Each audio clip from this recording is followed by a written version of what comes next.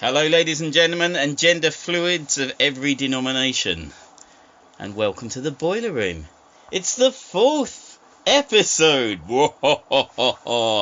and because it's the 4th episode, we're going to dedicate this one to magic, because with me as co-hosts today, we have Katie Ward. Yes, I thought, I got confused then. I thought you were going to say something. You got confused by your own name. I did. Wow. I always do. Yeah. Hello. Yes, I am Katie Ward. I'm in trouble, Captain. I'm in trouble. And we have Mark Jenkins. Hello. More engine trouble. Yeah, what is going on with the engine? I think we're going to crash. And now this week we have the wonderful, the magical, straight from some adventure somewhere in Fantasyland, we have Rich Boarman. Yes. Woo! Finally with us. Say something for the people at home. Well, I'd like to say to my good friend over there, Gilderoy Lockhart, thank you for having me on your show, and to our listeners, thank you both very much for tuning in. Stand silent. Brilliant. Yeah. Wow. What I like about that? Because this is the last week that Rich Boarman is going to be on the show. He's obviously been talking some kind of weird anarchic thing, and he's doing something weird with the engine. So I think having magic on board is affecting the engines. So here we are again. I'm Kit Cox, and you are in the boiler room of our very leaky Victorian submarine. We are travelling somewhere a lot warmer tonight. It feels like quite sweaty in the boiler room. They certainly are. But we are going to be talking tonight about magic, especially seeing as we have been joined by our resident wizard Rich, who will be filling you in on sort of like everything magical related. But I think rather than me waffling about what we're going to do, I think we should go straight over to our steampunk correspondent, Madam Waffler herself. And you've got your own theme tune. Are we all ready for the theme tune? Ready for the theme tune. Steampunk. Excellent. Thanks. I like the new theme tune. It's great. I am going to talk to you about magic, but more the art of illusion rather than the more mystical side of magic. So taking influence from some of the Victorian magicians. Charlatans. I know, yes. The Victorian magicians of the time who used to use inventions and creation to bring their illusions to life. So rather than it just focusing on sleight of hand in terms of illusionism, the invention behind it as well, which is a nice little that's a nice dive into steampunk as well. I quite like it. Yeah, well. So those that peel back the curtain and reveal all. Wow. Do not look behind the curtain. Oh, God. Come on, Katie. You can do it. No, I can't. I'm going to talk about a magician who has been known as the father of modern magic. I can never get it right. Daniels. No, not Paul Daniels. Jack Daniels. Makes me see things. Oh, God. Jean Eugene Robert Houdin. Not Houdini, Houdin. Okay. There we go. No one questioned you. I know, because Rich questioned me on the way here, and so I thought I should probably say it's not Houdini, it's definitely Houdin, because I got that off Rich on the way here. Wow, great. That's nice. I know. Thanks, Rich. I know. Robert Houdin, because his last name is Robert Houdin. That's another thing. I've been told not to say just Houdin, because Houdin is not his last name. Sorry, I'm waffling. I just had to point out that Conan Doyle's surname was Doyle. Conan's his middle name. So his wife was Mrs. Doyle? Yeah. Doyle. His wife was Mrs. Doyle, I was going to say, and he was, so made him many cups of tea as he was writing. Cool. But yeah, Conan Doyle was just a name that he gave himself because he thought it fitted better. So there you go. So Robert Houdin, we're going Houdin. off with. Yes, he started off as a watchmaker, so already a I don't know. Thriving A industry. thrive inventor, which could then be seen as a steampunk person. A thrive inventor. Thriving. Okay. Thriving. Well, soon Yeah, to no, be. it's good. Well, it was back at he worked for one of the watchmakers who, in the time, because it was mid to late 1800s, which still fabricated their watch parts without the use of lots of machinery, so it would be handcrafted watch parts rather than just using a stamp. Child labour. Yeah. They'd do it themselves because that would be watchmaking and probably child labour as well. Fusing chains were made by children. But I quite like the way how he got into magic. He accidentally brought 2 magic books. Accidentally. He accidentally bought them. He was. eBay? Yeah. I know eBay's difficult. I've done that after so many drunken nights on eBay. Yeah. Well, I accidentally appeared to have bought a llama. He'd actually thought You thought it was a sheep? Sorry. He actually thought he'd ordered and bought 2 books on watchmaking, and he got them home and unwrapped them, and it turns out they were actually books on magic. And rather than returning them, curiosity got the better of him, and so he started Learning magic. Yeah, and Wow. he used to do a lot either side of working, so it was more of a pastime than anything. But because he had the rather than having, I can't know what I was going to say now. I've managed to lose myself in my own notes. Oh, so yeah, and because he already had the side of he was a very good engineer, and with the watchmaking, he started to kind of combine the two, and he started obviously doing magic more and researching more in his pastime, and then he took the step to start making his own tricks. So he'd done enough research, and he started to kind of think how he could put his skills to use of new tricks which he used to sell to other magicians at the time. Cool. That's kind of why he's known as one of the fathers more, because before his own shows and after his own shows as well, he carried on teaching magicians and selling him his stuff. And then kind of. By the way, everybody, Rich is probably, this will be the last week of magic. I was going to say, Rich is deliberately trying to put off Katie. So if you're wondering why Katie isn't as erudite and focused as she normally is, it's because Rich is trying to put her off after all the weeks that his girlfriend has actually tried to surprise him by talking about his ailments at home. And so this is what now is going to go on. So I do apologise for the loving couple, and a divorce may be in the proceedings quite soon. So where are we, Katie? Right. So so he started working on his own magic, and in 1845 he finally did his own full-on show to an audience, and we almost didn't have him at all after that, because he got so nervous during that show he botched everything up, and he almost cancelled the whole short slur. So who did he inspire? Was there anyone in particular he inspired?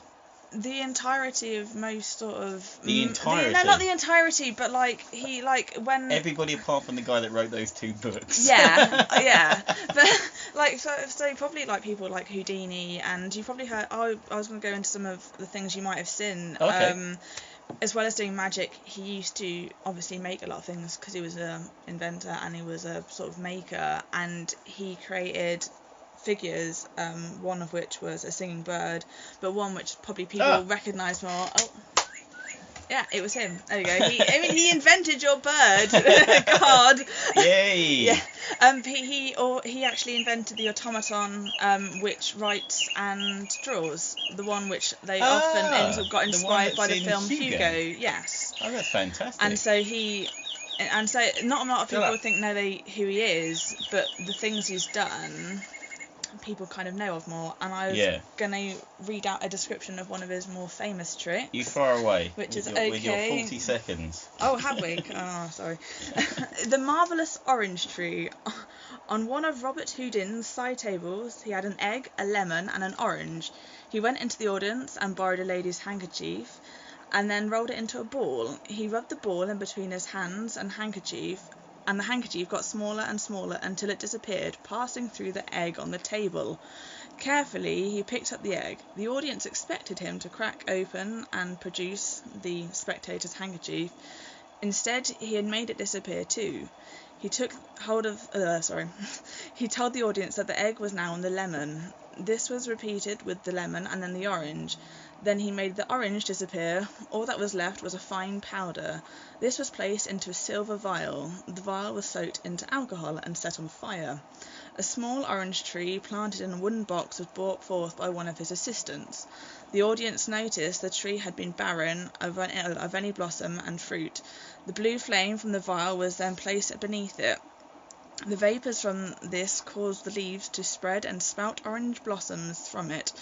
Robert Houdin then picked up the magic wand and waved it. The flowers disappeared and orange bloomed forth. He plucked the oranges from the tree and tossed them to the audience to prove that they were real. He did this until he only had one left. He waved his wand again and the orange split open into 4 sections, revealing a white material of sorts inside. 2 clockwork butterflies appeared from behind the tree. The butterflies grabbed the end of each corner of the white cloth and spread it open, revealing the spectator's handkerchief from the beginning. So I thought That's pretty cool. Yeah, and It's again featured in another film, The Illusionist, Yes, with Ed Norton, which is was it? apparently the most of that film was inspired heavily by Robert Houdin's life. Hey, but there you go. So- Well, I didn't know that. I There thought you that was a go. made-up one. So, Well, there thank you very go. much. A That little was bit of my magic terrible waffling in about the honesty, illusionism. in all honesty, so like you were being Yeah. silently heckled. So I was. so by not just one but 2 hecklers. I saw you both. Mm-hmm. So we're gonna now. So that's it. Did you want your theme tune at the end? No, not really. Okay. I don't think I deserve it. So we're now going to go over to Mark, and when we go over to Mark is going to tell us all about magic in the world of horror, as we're aware. But Mark has also decided that he has got his own theme tune too, and Mark's theme tune after last week, you should remember, probably goes Inspector Horror. Mark Jenkins. Thank you so much. I did it straight away, didn't I? That was great. Magic in the realm of H.P. Lovecraft stories is along the lines of demonic type magic, so it's the summoning of things, not the summoning of traditional Christian type demons, but the summoning of the outer gods and their servitors and minions, and effectively gaining control of them if you can, or communing with them as a god. There's also ones where it's you can raise the dead out of their salts. That would be the case of Charles Dexter Ward, which was on the last podcast.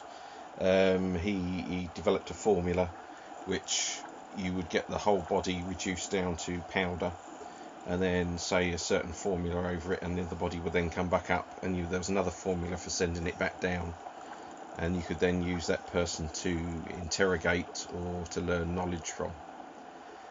Other things from H.P. Lovecraft's world would seem perhaps magic to the people of that era. He wrote From Beyond, which was a story about a device that a chap invented called, I'll remember it in a second, Tillinghast. And Tillinghast invented the mechanism that when it was turned on would create a field around the mechanism through vibration, and it would bring forth to sight creatures that were there already. They would be creatures of other dimensions, but they're actually coexisting with Earth, so they would swim through the space that we were in already. It's just that this would enable us to see them. So that was created by mankind. So it's not so much a spell or magic, but magical perhaps. So with the magic of H.P. Lovecraft, he created a whole almost genre that people now believe is real, even though it was just created by him. Is that correct? Yes, the Necronomicon has actually been put into library cards when they were back in the era of library cards. People put fake ones in the drawers to try and trick people. And even without that, people were going along to libraries asking for copies of the Necronomicon by Abdul al-Halsrid, and von Juntz's Nameless Cults and things like that. They're all fictional. And this was all created just by Lovecraft himself. Lovecraft and his friends, yeah. Ah. So, because it really is one of those things, when you start talking to people, they do start talking about the Necronomicon as it's a real thing. It's amazing how many things do have that, where it has influenced It's the become world a around pop it. culture thing. Yeah, to the point of it's taken on a life of its own. And I think, like, in some magical circles, they would say, well, that gives it life anyway. Yes. So Belief. Yeah, belief. Yeah, exactly. So interesting. So thank you very much. You're very welcome. So we are now Short and succinct. It is short and succinct. Without interrupting. We are all in one go. There's lots of interrupting now, of course. Because he's finished talking. That's it, of course. Yeah, he gets upset when we talk during him. So, so we are obviously going to now throw the floor open to our resident wizard. Rich Boarman has been a member of the crew since day one, and although he hasn't been on the first 3 podcasts, he's very much been here in spirit, and mainly due to the fact that we've realised we don't have any snacks, because Rich brings the snacks down to the boiler room.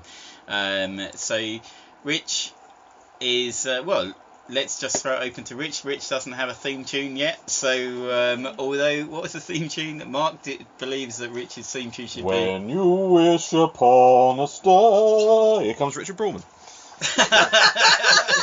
We're going to get sued by Disney. We are. I have absolutely no idea what I'm going to waffle about, to be perfectly honest. I have... Well, first off, how about you tell us a little bit about yourself? So, first off, why are you our resident wizard? Well, I'll tell you how I got to where I am. I've been studying the occult for almost as long as I can read, so about 3 weeks. That's not true, that's a joke. My brother... I think the audience at home knew. Yeah, oh, well, you know... Need to clear that up. Yeah, I mean, my older brother had a book that he got from the library. Probably stole it, actually, knowing my brother. And I subsequently stole it from him. And it fascinated me completely. What was the book? I think it was called Cult and Occult. I think. Okay. I may be mistaken on that.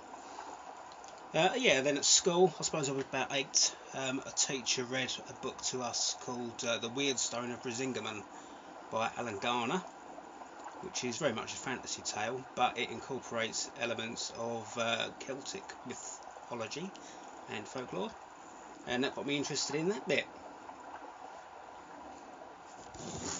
You need to keep talking. Okay. Yeah. You're reaching for the microphone. Roll your bowels. Doing there, yeah. It's because I could see you disappearing into the ether as you moved away. So. It happens. Yes, join my cloud brothers and sisters. Somebody, I think it was on the first week, mentioned about it being kind of a religion.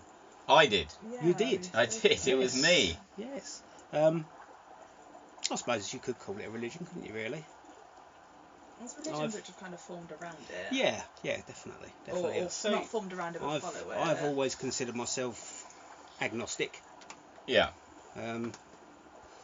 But I don't know. There's something there in nature, isn't there? I think so. Like, I mean, if you take, you can take paganism, you can take like voodoo, and you can definitely say that those are religions with a very strong mystical bent to them. Although, I mean, I'm sure you could pretty much say Christianity was, so like the miracles has an element of magic to it. It's just how you present that across. So no, it's interesting. But you do stuff as well in your spare time, don't you? I mean, well, I say your spare time, in your actual time. So what is it you actually do magic related? I mostly make staffs and wands to sell to other wizards, witches, pagans, various practitioners. And how do you go about that? Without giving away trade secrets, obviously, because we don't want anyone taking your business away. Well, they are, of course, all made in the proper way, the traditional way. The blanks are cut from the tree during the waxing or the full moon. They have to be seasoned in a place. Salt and pepper? Absolutely, yes. I find the Chinese 5 spice as well adds a nice colour to the wood. That's what 5 spice is used for. I leave them on a windowsill where the moonlight can hit them for a full cycle of the moon, so 4 weeks. Then they're ready for carving, and I put runes and various things, usually made to order. So people request the runes to go on there. Yeah. So it's not the same as Ollivander, is it? I mean, so like you're not putting something inside it. It's pretty natural. It's just probably have a job sourcing dragon heartstrings. And well, obviously unicorn tail hairs. No, but what I'm saying is there isn't you don't put a core in. There isn't like a. No. There isn't a crystal, or there isn't a certain type of wood that you'll use. Different people will request different types of wood. Yeah. Different trees are supposed to have different properties. Okay. Some people do like a crystal on the tip Okay. of the wand. Who doesn't? I find it a little sharp myself. So as well as that, I mean, are you a member of a coven? Are you a member of a clan? No, I've never found a group that really fell in with my beliefs. Right. There we're back to the religion thing. Religion, I suppose, is created when a group of people all follow the same idea. So are there quite a few rogue wizards? I mean, like, or solitary wizards? Probably, yeah. And how? So for you, what do you get from it? Oh, it gives me peace of mind. Right. Definitely. If I'm feeling stressed, I can always find a little bit of solace in nature. Just looking at a tree or touching the grass. Yeah. But I mean, so like everybody, I mean, the only experience I've ever had, it seems that everybody seems to have stolen books or had books they weren't expecting about magic. My brother had a book about magic. He was very into his magic. He had many. There was a practical guide to magic. There was all kinds of things. And I remember going through those and reading those. And I think it's really just getting in touch with nature, it seems, which is obviously a very calming effect. Yeah, so it's probably a fair description, yeah. So over the coming podcasts, what kind of things are you gonna like expand on? Well, I don't know. I'm thinking maybe next week I might do a piece on Merlin. Okay, that's good. Yeah, that'd be good. All sides of it, not just the fantasy figure that we all know. Yeah. The actual real people behind it. Well, it's cool. Well, it's good to have you with us on the crew at long last. I know you've been obviously off on your dream quest to Kadath or wherever it is. But so it's great to have you on board. I think the thing is now for literature, the reason that it's really good to have this particular podcast about magic now, to go into my literature vein of the boiler room.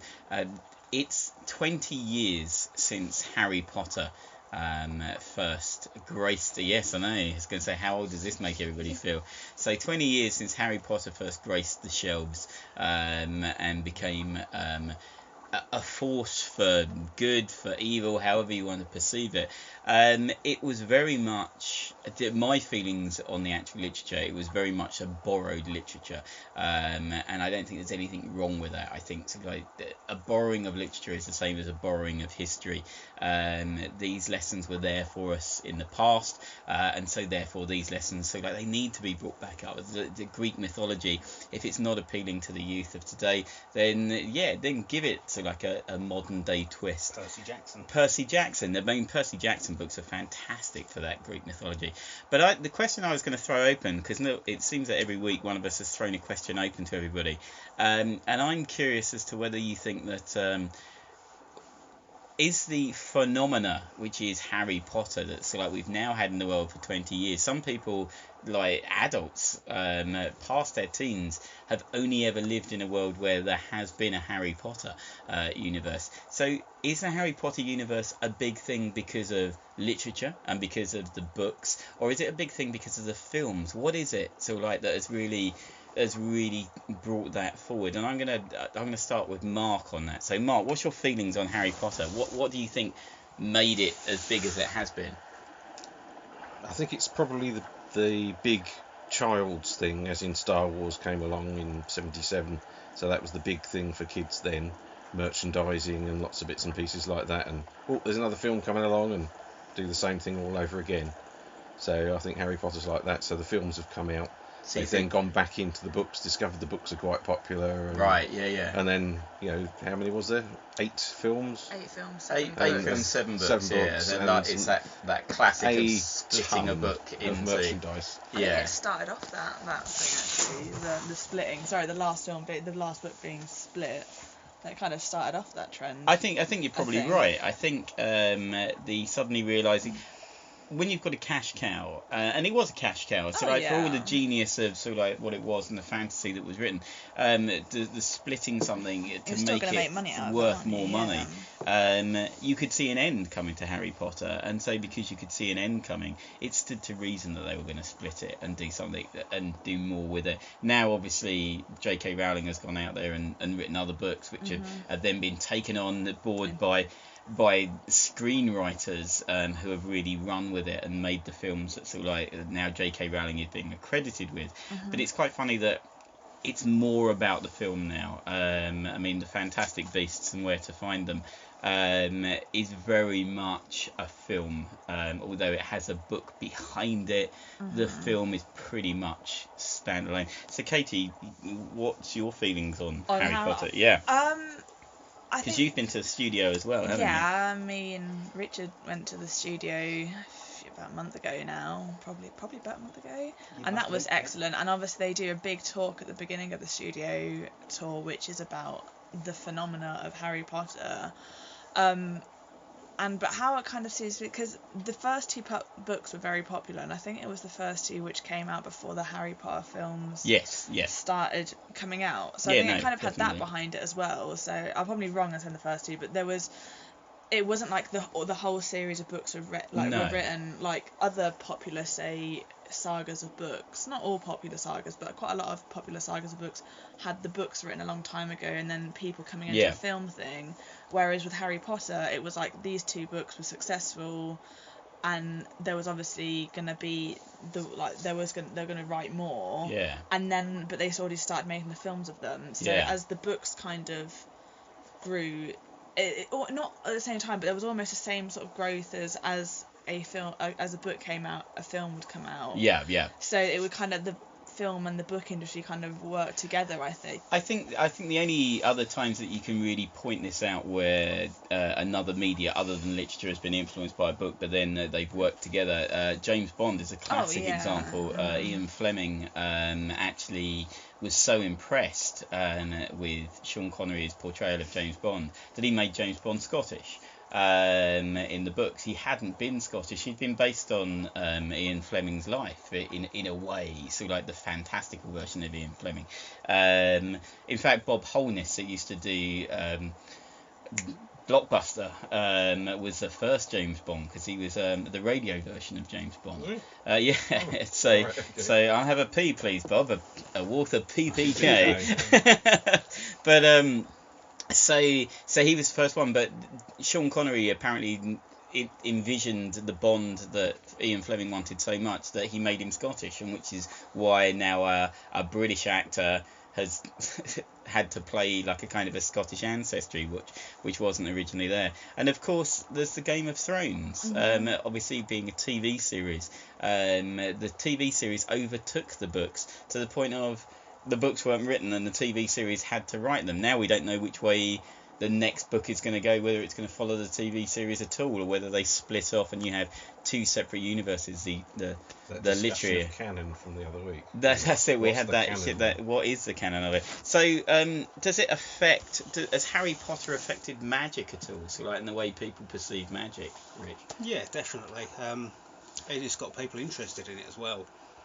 My own daughter, after watching all the Harry Potter films, has started to study Wicca herself. Oh, well, that's fantastic. It's not quite the same as my path, but it's I can help her. Yeah, I think it's interesting because I know that because obviously Harry Potter was instrumental in getting so many children to read that weren't reading, and it inspired a whole plethora of young adult fiction, which wasn't there before, because they realised that was a good market. These are the people that read, and so therefore that's who you now target books at, or a lot of books are targeted at, and films. I mean, the Marvel films, for instance, have a 12 audience, a 12 certificate to make sure that audience is there. But it's interesting. So 20 years, Harry Potter has influenced magic, it's infused literature, it's influenced steampunk. Oh my god, yeah, there is so many steampunk things that have come up now from it. So that's magic. So that's magic. It's been great being back in the boiler room. It's good to have all four of us here now. Next week, we should be doing some more things. You'll find out. Obviously, we're going to do about Merlin. I'm sure Mark will bring some more H.P. Lovecraft to the table. Maybe we can talk about monsters of H.P. Lovecraft. That'd be quite interesting. Yeah. And obviously steampunk. We are going over a little bit over time, but is there any big events that anybody's got coming up in the next week?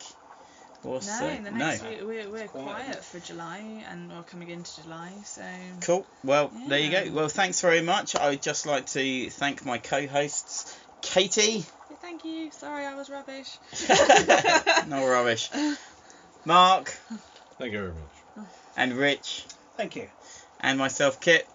Thank you very much, everybody, for coming once again to the boiler room, and we look forward to talking to you next week. Goodbye. Bye. Bye.